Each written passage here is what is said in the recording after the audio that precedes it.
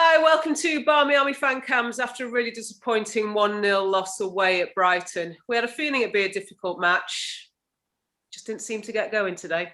I'm joined by Fiona, Jake, Zoe, Jack and Matt, and it's safe to say that the highlights were few and far between in terms of our play. Fiona, your thoughts on that match? It was just an overall poor performance. We didn't create many chances. The chances we didn't create weren't clinical enough. Seems to be a common theme this season. Passing was poor, defence was poor. Maybe the international break will give time for Casey to change things in training. We have said that a few times as well this season. So we are being consistent, just not in the way we want. Matt, we've certainly struggled for momentum in the second half of the season. International break come at a good time for you? I think normally you say yes, it has, because as you say, our form has been so poor since the restart. I mean, all 5 of our defeats have come in the second half of the season, which is a real concern.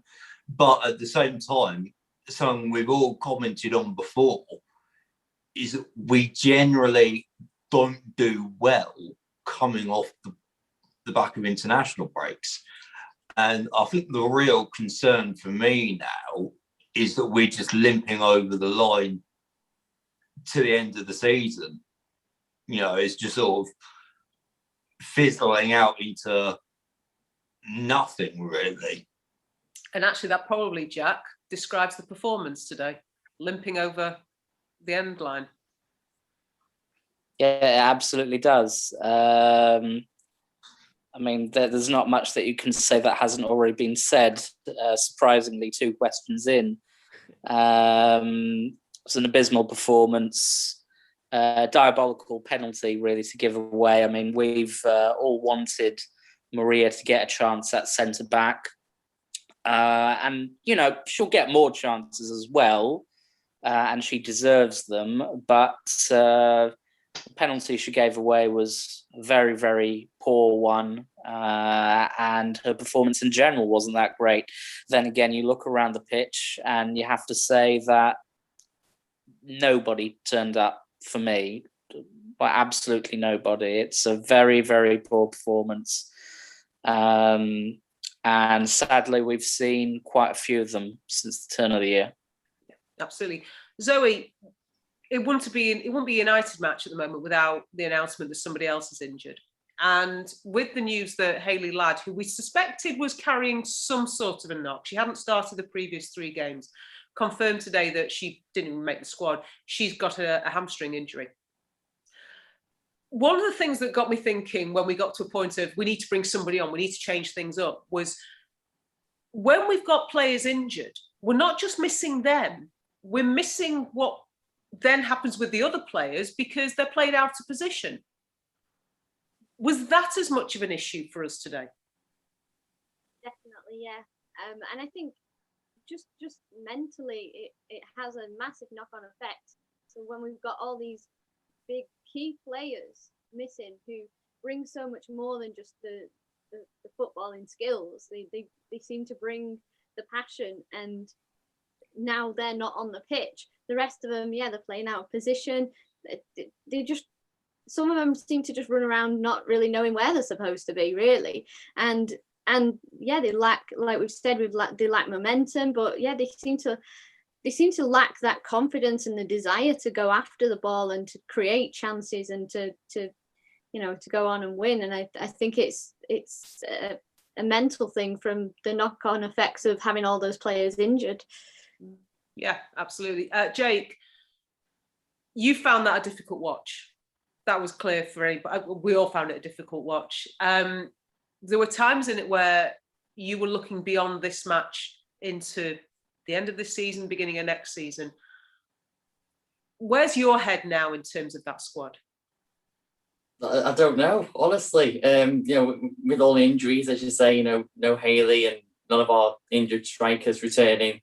The players had a chance today to prove themselves. You have Maria in at centre back, which is something that I've been calling for a long time. You had Jess playing up front on her own, which is a natural position. But not just them, none of them, put in a performance worthy of saying, yeah, I'm here, I deserve to be here playing for United. There was just there's no intent, no desire to get things going. And that's the most annoying thing, because Brighton didn't have the best game today. And I think that's what winds me up most, the fact that we could have made chances, but we didn't even make the chances in the first place. And these players, they're playing for a team which has come a long way.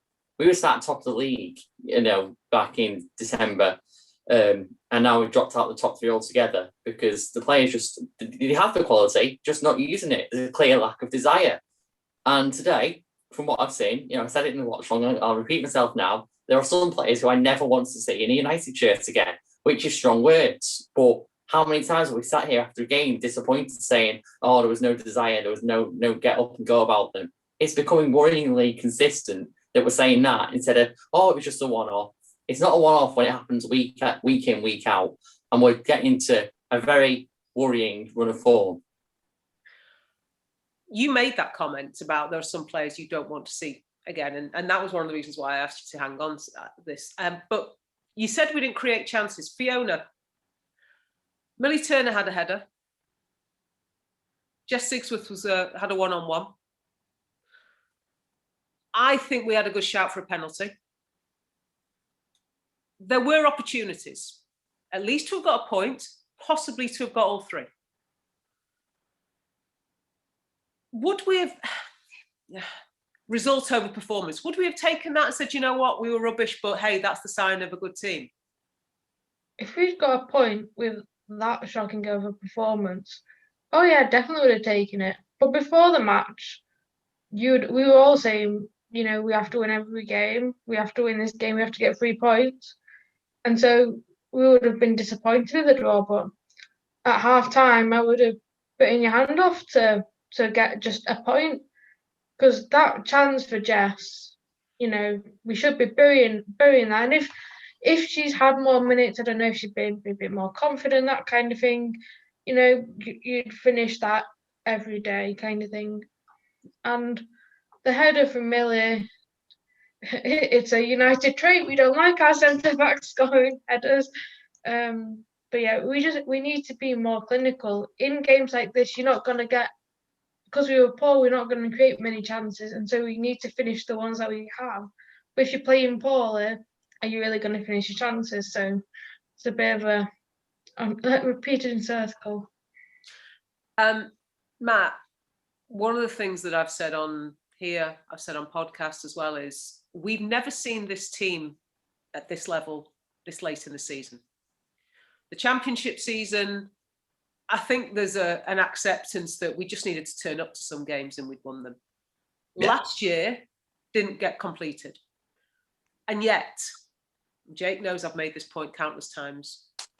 Had the season gone the full way last season, I think we had reason to be looking over our shoulder to not keep fourth. So are we also now, take away the injuries, are we also seeing a team that is absolutely knackered because they've not gone to this level yet?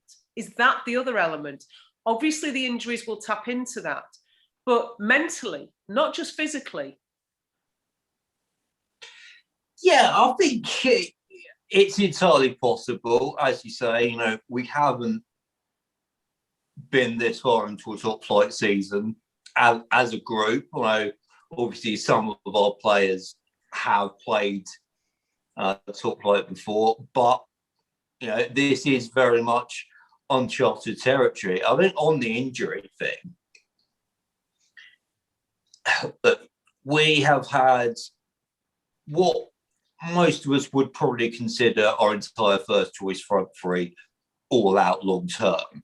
And that is a massive blow. Of course it is.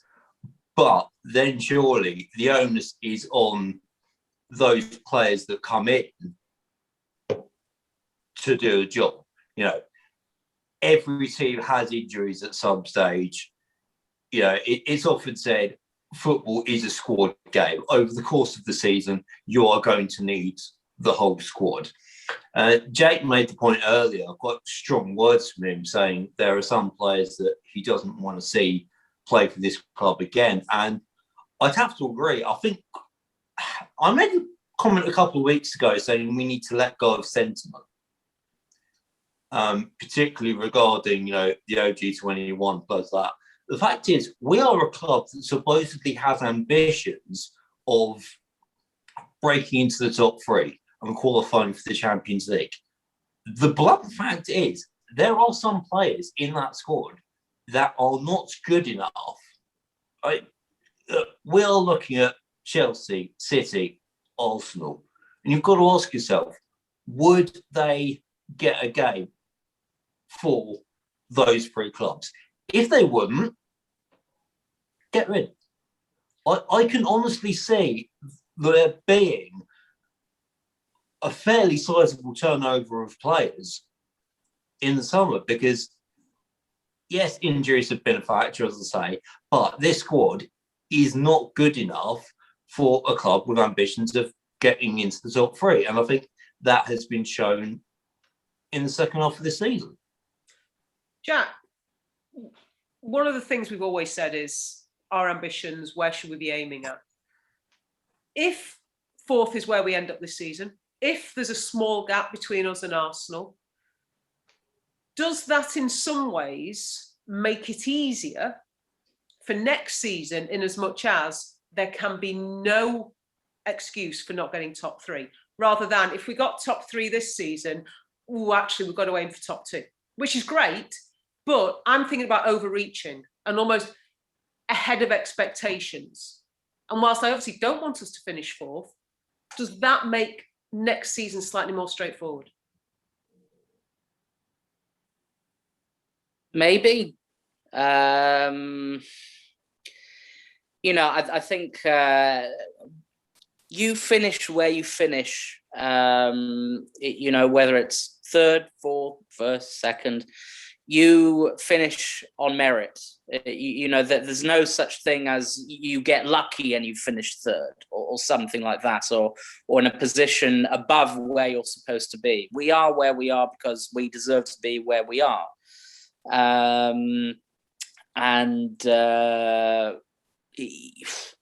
So I don't know if it makes it more straightforward, if it makes it easier, if it doesn't.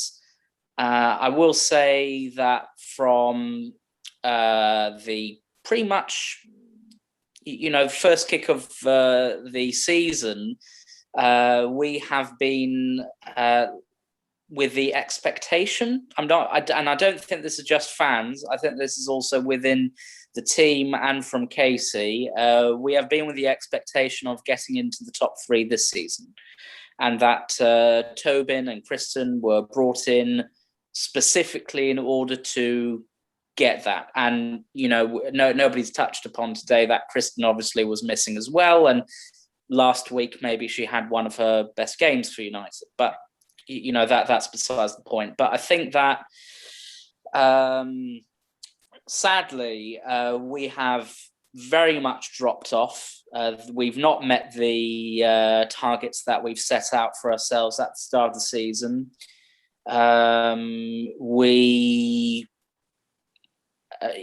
With Casey saying, as has been mentioned, or I've mentioned on several occasions before the Arsenal game, you had the quote from Casey about, if we don't get into the top three, it's a failure. You had before several of the last games, every game she says the next X amount of games are a cup final. Every game's a cup final. Every game's a must win. And I have confidence that they can keep clean sheets and, get the job done and blah, blah, blah, blah, blah. And the results say otherwise. So that, I don't want to be that person. And I don't think that we're there yet.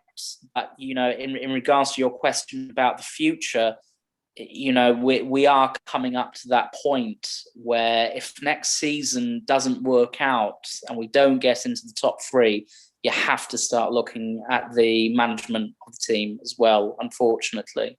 Absolutely. And at this point, Zoe, I guess the question is, are we pointing the finger for the performance today at the players or at the manager? or are we putting it down to the multiple injuries, tiredness, and other things? Yeah, I mean, I'm very much blaming it mostly the second half of the season, the whole performance of that. I'm kind of blaming on injuries. I think we'd be looking at a completely different story if Tobin Heath had stayed fit, for example. Not just the skill level, but the passion that she has, which is kind of ironic because she only came in this year, but she seems to show more passion for the club than the majority of the players that we had on today. And that intensity on the pitch, just to run around and to put pressure on, that changes games. And so, and that's just one example, but there's a few players that have had long-term injuries, and I think if they'd have been fit, we'd be looking at a completely different story. I think we'd be comfortably in Champions League spots. But I mean, it worries me. I mean, I joked in the match that, if we lose this one, I can see Casey Stoney resigning, because she'd just be like, well, how can I work with this kind of thing? But it does worry me, because she has made those comments about having those targets and not delivering. As I say, for me, I blame injuries, and I do blame some of the players, because I'm pretty sure Casey will be horrified by some of the performances that we saw today. So I personally, I don't blame management at this point, but I can see why some people would. But yeah, for me, it's players and injuries that are a combination, and we've got to get over that. Everyone has injuries, but we've had some that are rather questionable. Why are they getting so badly injured in training? I think I've said that before, and I think there needs to be some kind of maybe management need to have a look at that and have a look into what's going so badly wrong off the pitch. And we know they've had their investigation. They're going to make changes for next year. Jake, looking ahead, okay, let's put today to one side. I know we've still got to do player of the match or performance of the match, in case any of you want to widen the options. Jake, next match is in a couple of weeks. I don't know who we're playing, because that hasn't been decided yet. FA Cup. It will be against a lower league team. Is the temptation to think, right, this is it, let's get the confidence back, let's fill our boots? What if we scrape a 2-0, 3-0? Hey, we'd have taken that today. What if it's not the resounding performance? Or is it now just a case of, let's get to the end of the season, let's try and keep as many people fit? We know LJ was injured today. What does that match mean at this point, I guess? Well, hopefully we have one or two players back from injury by then, because as I said today, I don't think that there are some players that I'd rather not play in that game in the FA Cup. Yeah, let's look at it for what it is. It's going to be against a lower league opposition. It's going to be an easy win on paper. Like these players are not even semi-professional. I think some of these players could be amateur that we might be playing against. No, I don't know, so no disrespect if they are semi-pro, but either way, if they're not professional, we should be scoring past them. So any of our players, if they're good enough to be at this club, should be able to just score a good few. But again, it's performance, isn't it? And even against one of these lower ranked teams, you want to see the performance more than anything. Yes, we're going to win, and anything other than that would be, I don't even have the word, a travesty, really, a crisis. But no, it's good that it's going to be so one-sided, on paper, because that will automatically give us the confidence back, and then something to head back into the league again the week after. But I think the FA, forget the international break, I think the FA Cup is coming at a very good time for us. Jake, I love your confidence. I'm not sure Jack agrees with you. Right, here we go. Performance of the match. That's the only question I'm going to ask you. Fiona. I'm going Goose One. Goose One. For anybody that didn't see it, that's probably our highlight. Matt. Yeah, I think, Geese One showed a really good turn of pace, certainly gave Maria the run around. So, yeah, I think I'd have to say Geese One as well. Jack? Yeah, Goose One for me. That turn, there was that moment where, Goose One was going towards off the pitch and Maria was after Goose won, and then suddenly, you know, that little turn, you know, it's amazing. Best performance on the pitch from both teams, to be quite honest. You know, all due respect to Brighton and their magnificent win. Yeah. Still can't believe you're ignoring the fact that Goose 2 created space for Goose 1 to do that. Zoe, performance of the match. I was going to go for Goose 1, but I want to be different and say Goose 2 because Goose 2 played on with injury as well. And I think, you know, that's to be admired. That's a real trait. It shows desire. So Goose 2 for me. Jake, you can pick a human if you'd like. You can pick a human, but foul are okay as well. Well, I think what those geese showed was, you know, they have a great partnership, and every team needs a great partnership. So yeah, Goose 2 really helps out, but Goose 1 just picked it for me. Jackie Gronin and Lucy Staniforth also made the polls, so congratulations to them. Thank you very much for joining me today. Yeah, hope you enjoyed that at least, and we'll see you again in a fortnight. Cheers. Bye bye.